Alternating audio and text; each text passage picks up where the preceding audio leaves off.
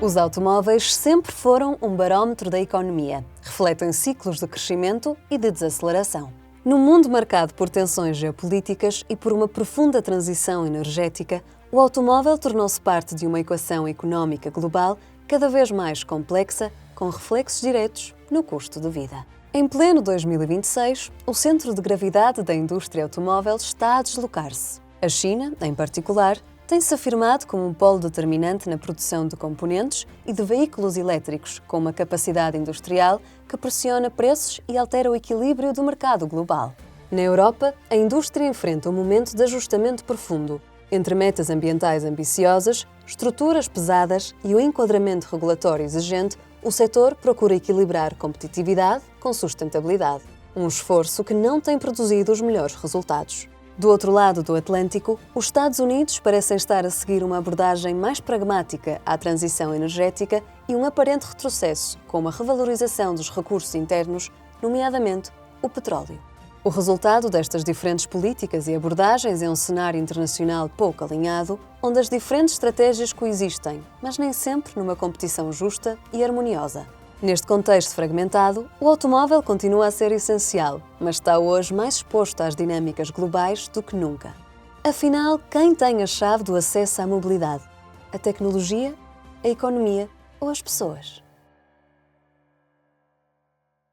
Muito bom dia a todos, ou boa tarde, já passa do meio-dia. Vamos falar precisamente disto. O vídeo faz um enquadramento quase perfeito de muitos dos temas que vamos tentar abordar aqui. Vamos também passar pelo tema da fiscalidade automóvel. Para isso, passo a chamar ao palco os meus convidados para este painel, o Carlos Guimarães Pinto, Sérgio Sousa Pinto e o Tiago Caiado Guerreiro. Uma salva de palmas, por favor. Senhores, muito obrigado, em nome do Stand Virtual, por terem aceitado o convite para estarmos aqui hoje a refletir um bocadinho sobre, não apenas de que forma é que a economia global tem, ou a forma como a economia global tem mudado, tem também um impacto neste setor, e aquilo que nós temos visto nos últimos anos é que esse impacto é muito significativo, sobretudo naquilo que diz respeito à União Europeia ou à Europa e à preponderância que o setor automóvel tem na União Europeia, mas também naquilo que impacta na fiscalidade e no acesso das pessoas ao automóvel e à forma como a mobilidade é afetada com esse acesso. Vou começar aqui pelo Tiago, que está já aqui ao meu lado. É mais fácil. E vou começar exatamente pelo tema da carga fiscal. Nós, curiosamente, há cerca de um ano debatíamos exatamente isto. Não é que tenha mudado muito de há um ano esta parte, não apenas a carga fiscal, mas também já agora este rápido aceleramento da forma como a geopolítica mundial tem impactado no setor. E em Portugal, começava se calhar por Portugal, para depois abrirmos um bocadinho a conversa para a economia global. Em Portugal a realidade continua a ser de que é mais pesada a carga fiscal no ato da compra do que propriamente na circulação do próprio automóvel. E a minha pergunta é simples. O modelo que nós temos do ponto de vista de fiscalidade é um modelo perverso? Eu acho, em geral, que em Portugal nós temos uma fiscalidade perversa, não é? Nós, em Portugal, temos impostos elevadíssimos relativamente ao rendimento disponível com que ficamos. Temos isso no IRS, temos no IRC e também temos nos impostos sobre consumo. E a minha grande preocupação aqui mais é que nós, por exemplo, relativamente ao automóvel, podemos deixar de ter uma fiscalidade tão intensa no ato de compra e conseguir que ela seja aplicada ao longo do tempo, como noutros países, embora essa sugestão me traga sempre uma preocupação em Portugal, é se nós não vamos continuar a ter esta fiscalidade tão intensa na compra e eles aproximem a fiscalidade também ao longo do tempo e vão aumentando, porque o que nós temos verificado em Portugal, regra geral, é que os impostos têm sempre tendência para subir. Na fiscalidade automóvel, por outro lado, temos coisas que não fazem sentido. Por exemplo, um automóvel híbrido, que tem normalmente cilindrada mais elevada, mas tem menos emissões de CO2 e é menos poluente, paga mais imposto automóvel do que paga, por exemplo, um automóvel pura combustão que tem um consumo muito maior. Por isso nós temos aqui alguns problemas na fiscalidade e isto é um problema geral da nossa fiscalidade. A nossa fiscalidade foi desenhada exclusivamente para garantir receita fiscal ao Estado. Não é racional, não é eficiente, nem evita a distorção de concorrência. Todas as coisas devia evitar. É desenhada exclusivamente para aumentar a receita fiscal. Mas mantendo este pressuposto de que ela é mais elevada no ato da compra do que durante a vida útil do automóvel,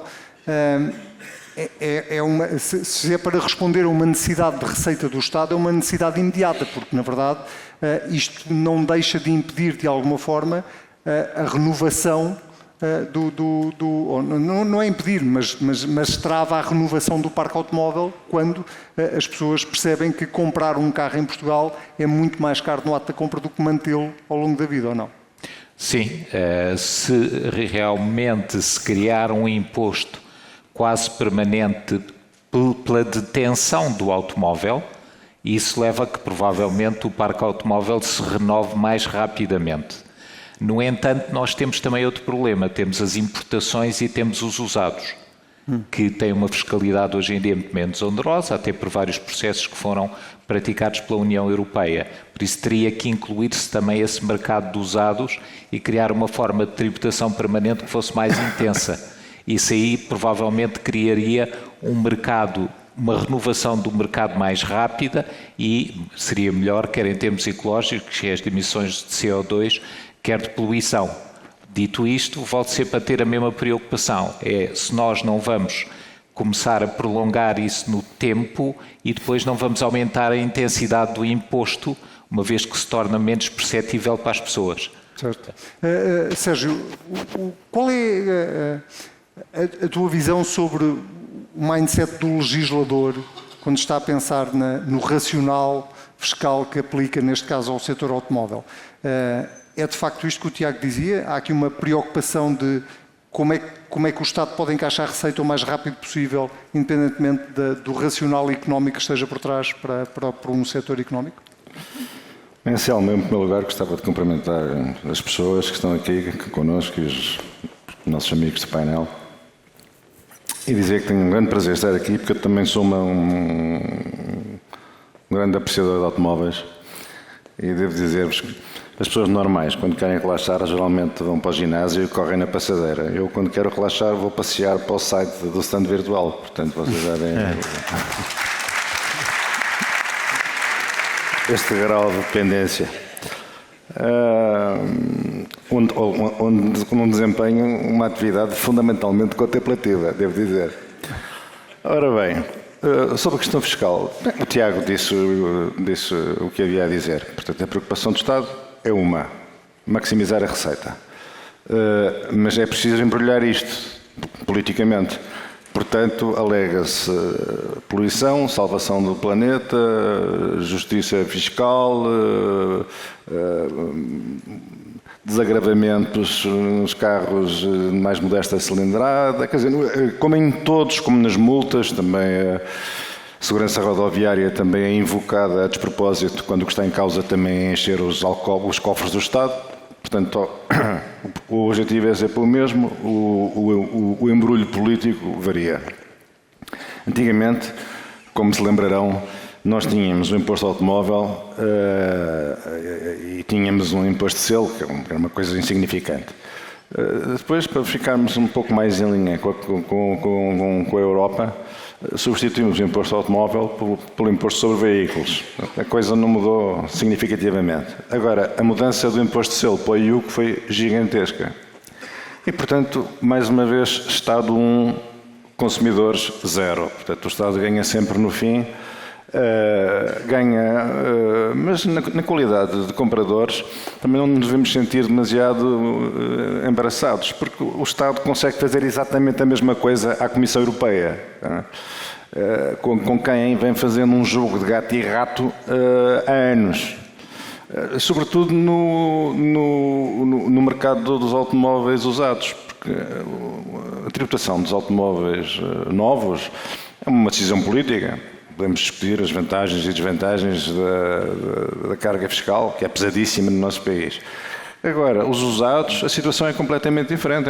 Coloca-se uma questão do nosso país ter criado um obstáculo ao correto funcionamento do mercado interno.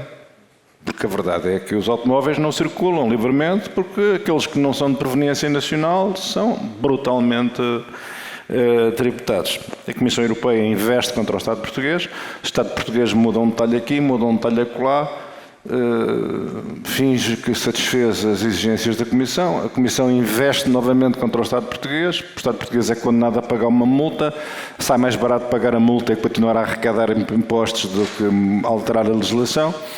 E, portanto, o IUC não respeitou sequer a promessa de neutralidade fiscal, não é um imposto neutro, quanto mais a de baixar a tributação juntamente com o ISB. Nada disso aconteceu. Sobre impostos. Sim, era isso, Sr. Presidente. Deixa-me ouvir também já agora o Carlos Guimarães Pinto sobre isso, porque fazendo aqui a ponte para... Posso dizer uma coisa? Podes, achei que tinhas terminado. E tinha, mas arrependi-me. Esta política, para além de tudo mais, tem um impacto social. É importante repetir aos responsáveis políticos, tem um impacto social profundamente regressivo. O Estado orgulha-se imenso da progressividade fiscal. Basta ver a brutalidade dos escalões mais altos do IRS, como se os escalões mais altos do IRS não fossem também tributação do trabalho, de rendimentos do trabalho. Mas não. O Estado orgulha-se muito da progressividade.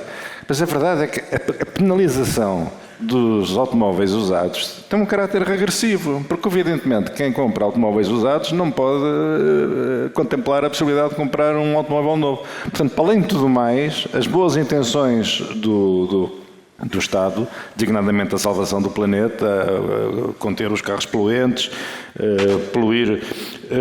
penalizar misteriosamente mais a cilindrada do que o potencial poluente dos motores, mas depois tem este efeito, do ponto de vista da política social, altamente regressivo. São as pessoas que compram carros por esses custos mais baixos que são brutalmente atingidas pela tributação e por esta destruição do mercado interno europeu. Carlos, apesar disto, e pegando aqui na deixa dos carros usados versus carros novos, hoje precisamente saíram dados na imprensa da Associação Automóvel de Portugal sobre 2025 que mostra que em Portugal, apesar de tudo, se compram muito mais carros usados do que carros novos. Já agora o número são 867 mil, ou quase 868 mil carros usados que mudaram de mãos o ano passado, versus 225 mil. O que mostra um bocadinho, diria eu, a real capacidade de poder de compra do consumidor português, ou não? Muito bem. Muito bom dia. Antes de mais, é um enorme prazer para mim estar aqui hoje. Ao contrário do Sérgio, eu tenho sentimentos mistos de estar aqui hoje e explico porquê. Obviamente, agradeço bastante o convite, mas, por outro lado, quando eu entrei na política há pouco tempo, um político mais antigo deu-me alguns conselhos sobre confiança e ética e uma das coisas que ele me disse foi: o teu objetivo deve ser, onde quer que estejas, se alguém entrar e deve olhar para ti e dizer: esta é a pessoa a quem eu mais depressa compraria um carro usado. Estar aqui nesta sala é o ponto mais baixo da minha vida política. Certamente não serei a primeira pessoa a quem alguém compraria um carro usado. Sobre a questão fiscal, eu acho que há aqui uma premissa que eu iria contrariar, que o Anselmo disse há pouco, que é a carga fiscal para a utilização é baixa em relação para a compra. Estamos a esquecer de uma componente importante da carga fiscal, que é o ISP. O ISP. O ISP, o imposto o imposto que pagamos quando enchemos o combustível, que é mais de metade do preço do combustível. Sim, eu não estava a contar com esse, como é evidente. Que é, na prática, um imposto sobre a utilização do automóvel. Aliás, o racional desse imposto é usar uma parte desse imposto para as estradas, etc. Portanto, é um imposto sobre a utilização do automóvel e é bastante alto. É o maior imposto sobre o consumo que nós temos. Portanto, o maior imposto sobre o consumo que nós temos é sobre o consumo do automóvel, sobre a utilização do automóvel. Portanto, usar automóvel em Portugal é algo que é bastante punido fiscalmente, é punido na compra, é punido na utilização.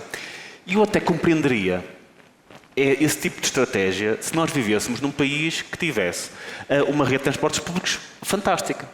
Porque aí sim, aí podia-se dizer, o automóvel é um produto de luxo.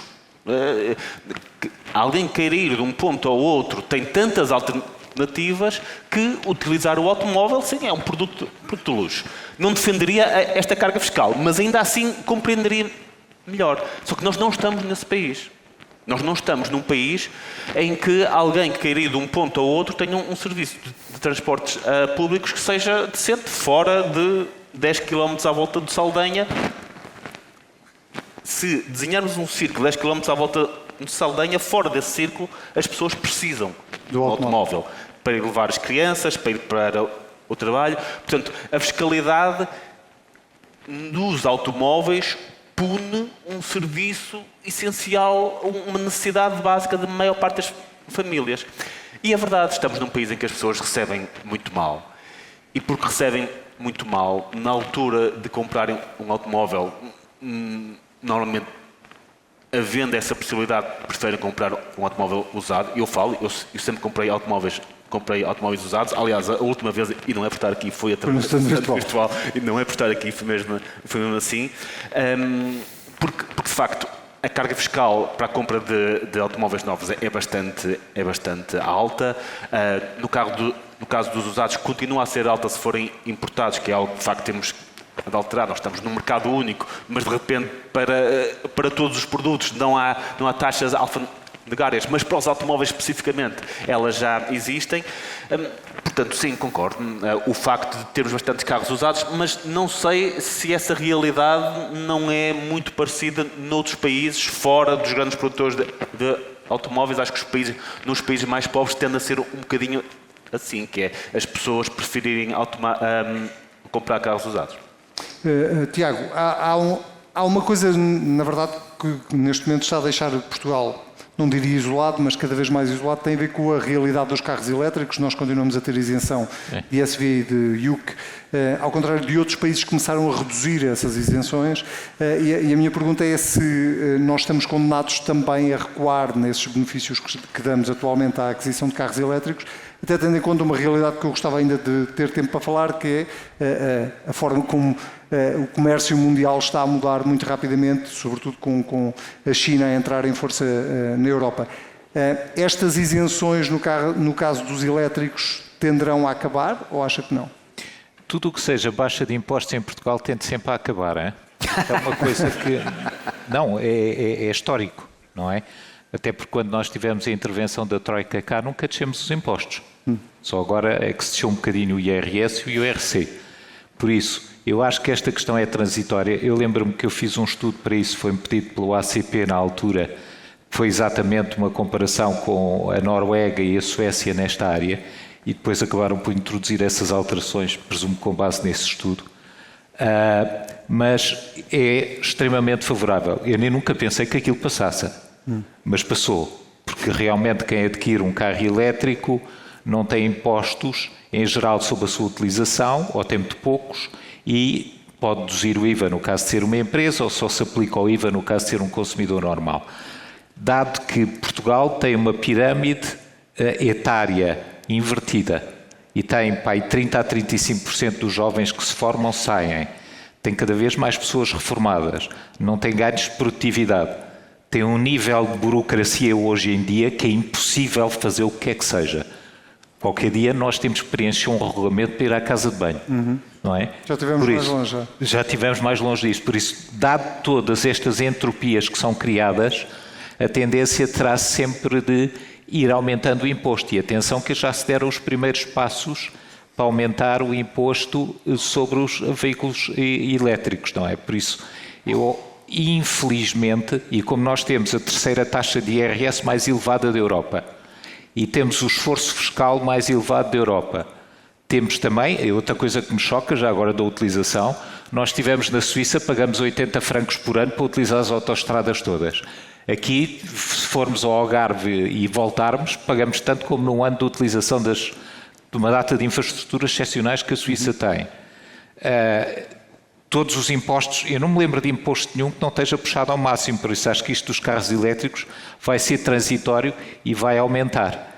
E penso que as condições vão todas nesse sentido, até porque há este discurso fantástico, e concordo aqui com o Sérgio Sousa Pinto que dizia, que é não tratam quase o automóvel como uma coisa que se a pessoa fosse rica, que fosse, quando é absolutamente fundamental para a nossa utilização e para desempenharmos o nosso trabalho, a não ser que eles queiram, com a mobilidade leve que existe hoje em dia, fazer com que as pessoas vão, por exemplo, para o Porto ou para o Algarve de trotinete, não é? Certo.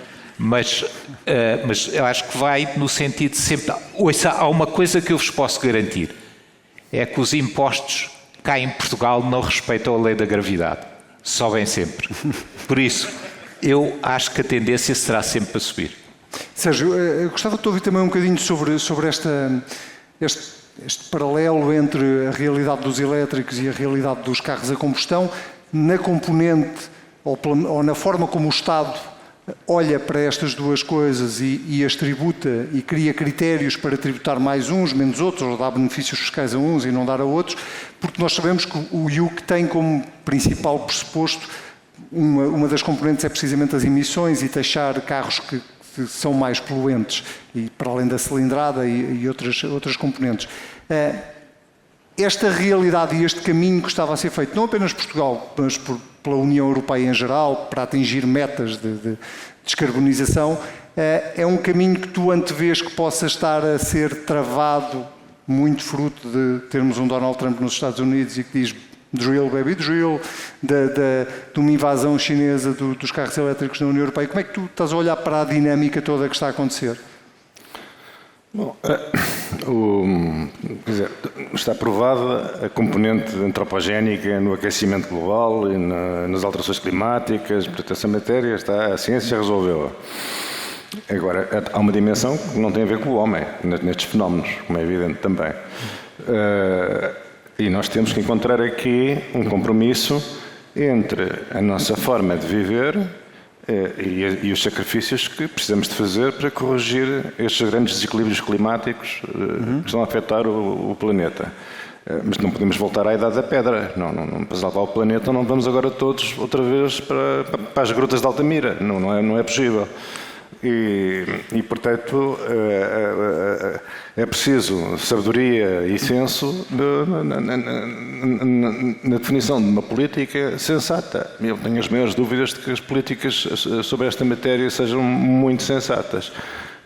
Por exemplo, se o custo a pagar for a destruição da indústria automóvel europeia, o impacto, não só económico como político, vai ter uma tal ordem de grandeza que vamos preferir as intempéries às consequências sociais e políticas de uma devastação económica e social desta ordem de grandeza. Fala-se dos carros elétricos, mas as populações que vivem nos meios rurais podem viver com carros elétricos? Quer dizer, é possível ao senhor que tem uma pick-up, um veículo que tem que fazer uma série de quilómetros todos os dias, invariavelmente? É possível. Essa pessoa pode depender já consegue ter uma vida produtiva, dependendo do carro elétrico. Bem, quer dizer, essas questões todas têm que ser consideradas. Não é por acaso que em França houve aquela revolta dos coletes amarelos. Os coletes amarelos eram aqueles que, por e simplesmente, já nem conseguiam entrar no radar da bolha política francesa. Quer dizer, são aquelas pessoas que se considerava que não tinham peso, não tinham voz, não tinham capacidade organizativa e, portanto, podiam viver excluídas dos benefícios, dos apoios, empurradas para uma modernidade tecnologicamente ainda incompatível com as suas condições de vida. Nem têm dinheiro para elétricos subsidiados ou não subsidiados, nem podem viver com a infraestrutura elétrica que neste momento existe, sobretudo fora das grandes vias. Sobre a outra parte internacional, evidentemente que a Europa está sob pressão por causa da produção de veículos elétricos chineses. A China está manifestamente a tentar repetir a política que desenvolveu com sucesso na produção de painéis solares, ou seja, fazer um dumping de preços que lhes permita um tal domínio do mercado global consentâneo com depois uma subida de preços depois de esmagar a concorrência. E o que se está a passar na indústria automóvel é a mesma coisa. O problema é que, o problema do ponto de vista chinês, e, enfim, um elemento de esperança para nós, é que estas políticas, mais cedo ou mais tarde, esbarram nos seus próprios limites. Ou seja, o mercado chinês, a indústria chinesa do elétrico vai ter que se consolidar. Existem empresas a mais, empresas zombies, aguentadas artificialmente com injeções de dinheiros dos governos regionais, do governo central, da banca que também segue as instruções que vai recebendo deste modelo de capitalismo de Estado. Quer dizer, este modelo é ad infinitum insustentável. Portanto, isto tem que parar. A questão é saber qual é a forma inteligente da Europa reagir a isto. E, provavelmente, a imposição de tarifas é uma medida que abreviará essa transição da produção chinesa para uma produção verdadeiramente de mercado, produtiva e competitiva, sem os truques do capitalismo de Estado. Mas que poderá ter reciprocidade por parte da China, não é? Tem sempre essa ameaça, não é? A imposição de tarifas à China pode depois ter o reverso da medalha de... Sim, porque muitas empresas europeias não só dependem fortemente do mercado chinês, que é o único mercado em grande expansão, como transferiram para lá a sua própria produção. E, portanto, também se poria a questão de saber se os componentes produzidos na China também seriam objeto ou não dessas tarifas. Mas se a solução não se encontrar no plano da boa-fé comercial e de acordo com as regras da Organização Mundial de Comércio, a única solução para a Europa se defender é realmente a imposição de tarifas. E, ao mesmo tempo, esperarmos que a imposição de tarifas não conduza a um atraso progressivo tecnológico da Europa, porque a concorrência é sempre positiva. E quando se nós estamos a afastar, através de tarifas, a concorrência de veículos muito sofisticados e de boa qualidade, não serão todos, mas alguns são certamente chineses, também estamos a encorajar a própria indústria europeia a não se mexer e a prolongar tecnologias mais ou menos obsoletas.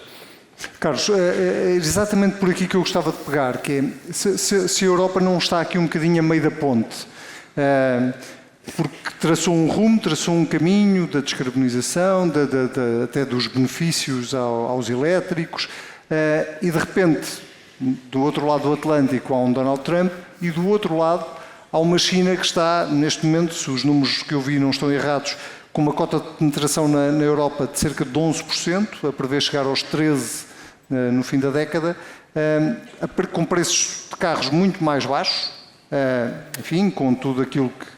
com uma componente de custos que o Sérgio já elencou, muito subsidiada,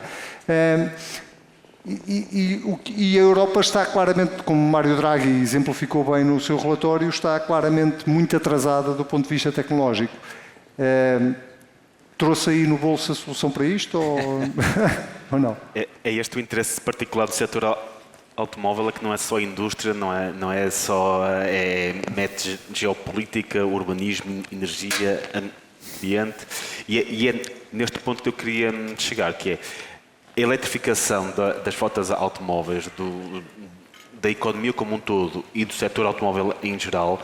Obviamente tem sido usado muito a questão das alterações climáticas, mas tem um outro objetivo que me parece, se calhar, em termos de geopolítica, ainda mais importante, que é a produção de combustíveis fósseis é muito mais concentrada em certos locais, muitas vezes em regimes pouco recomendáveis no mundo, muito mais do que o potencial de produção de energia elétrica. Portanto, qualquer país pode, em teoria, produzir energia elétrica sem recurso a combustíveis fósseis, mas a maior parte dos países não podem produzir combustíveis fósseis, não podem exportar combustíveis fósseis.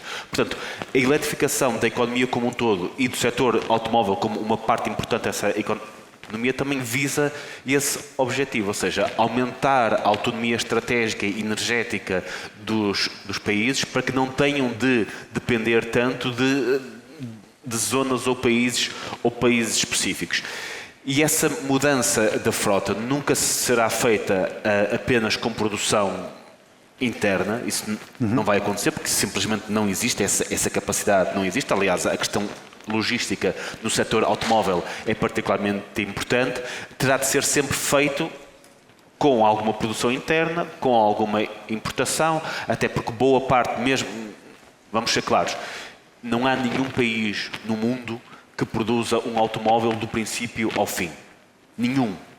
Não, nem a Alemanha, nem a China, nenhum.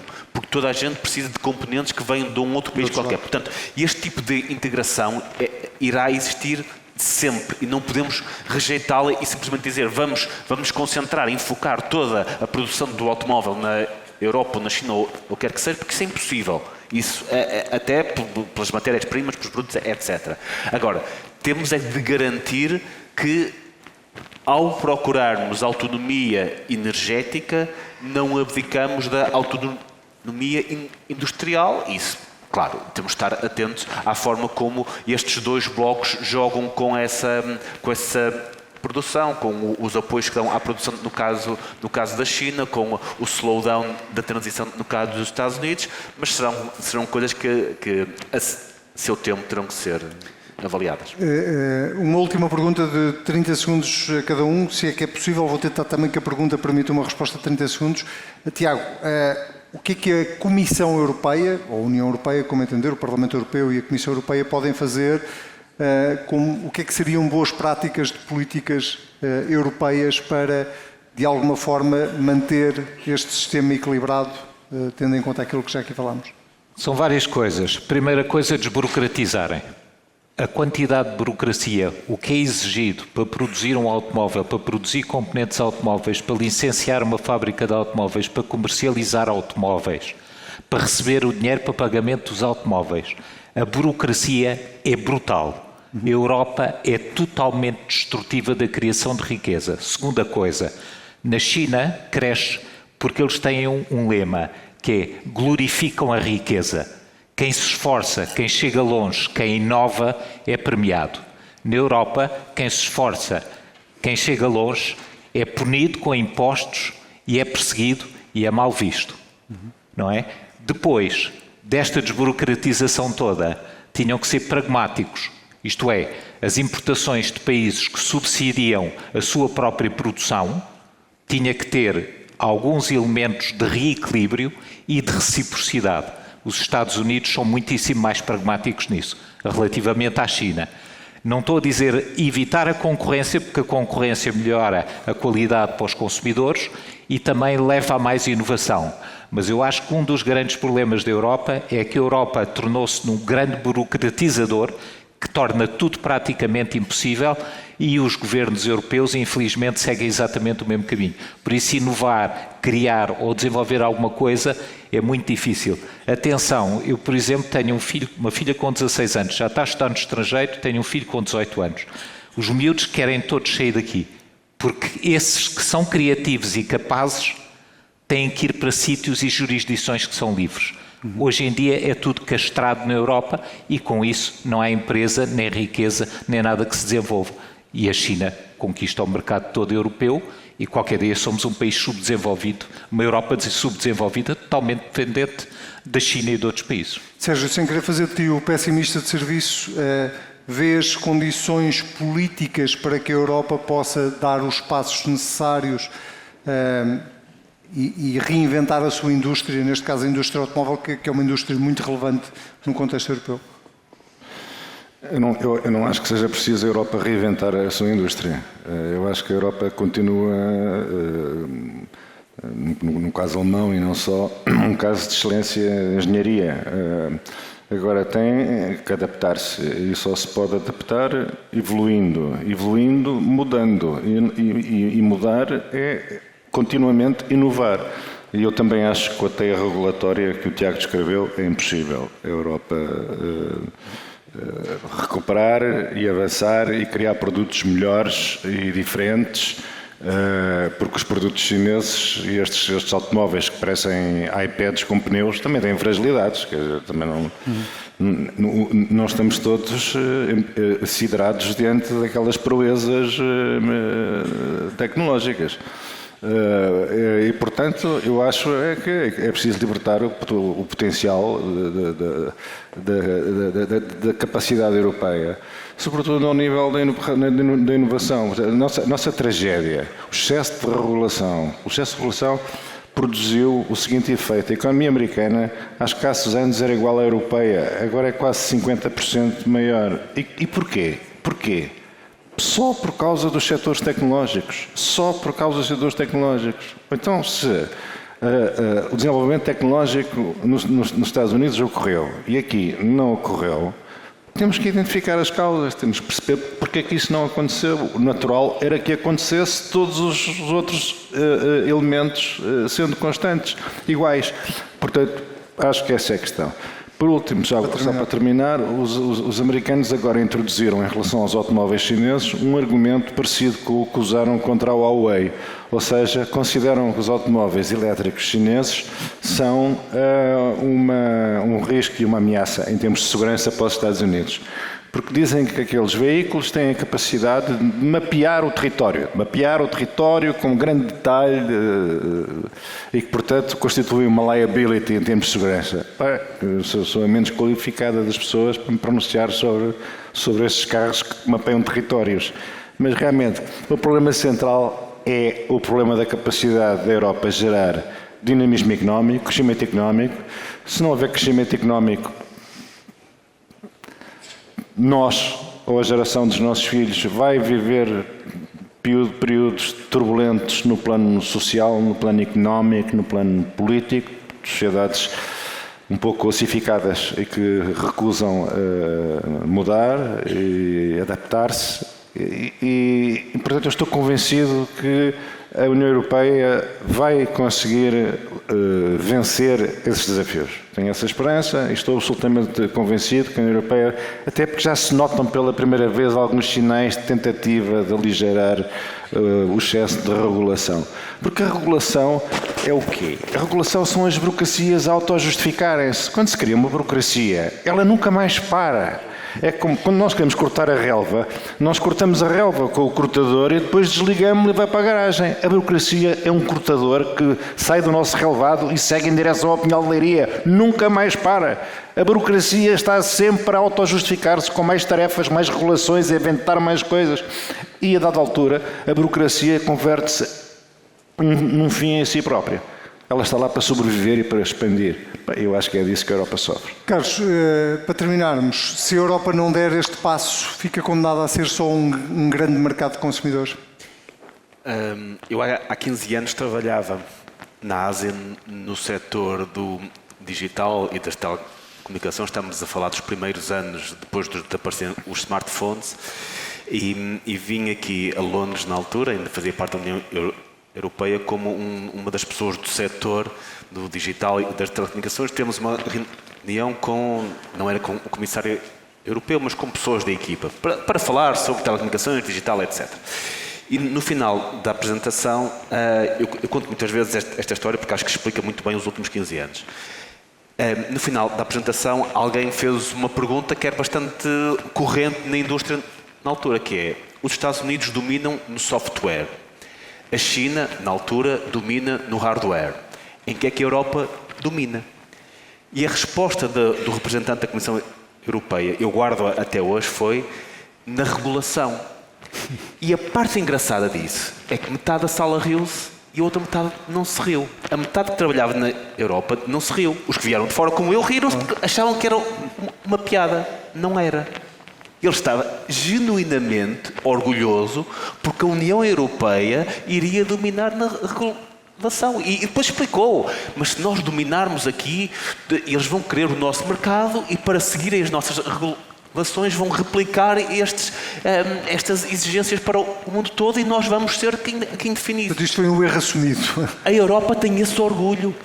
E pior do que isso, quem já foi a Bruxelas e quem já foi lá às entidades europeias percebe que aquilo é uma máquina de burocracia. Portanto, para nós desfazermos aquilo, Bruxelas tem poucos poderes executivos porque está nos países. Portanto, toda aquela organização que nós vemos em Bruxelas, todos aqueles milhares de pessoas que trabalham ali, e o Sérgio conhece bem, já esteve lá, trabalham com um único objetivo, que é criar burocracia. A burocracia é a razão de existência daquelas pessoas. Portanto, é muito difícil olhar para aquelas pessoas e dizer-lhes, a partir de agora o vosso objetivo é reduzir a burocracia. Porquê? Porque no momento em que se deixar de produzir burocracia, aquelas pessoas passam a ser inúteis. E isso vai ser muito complicado. É uma mudança de mentalidade muito complicada.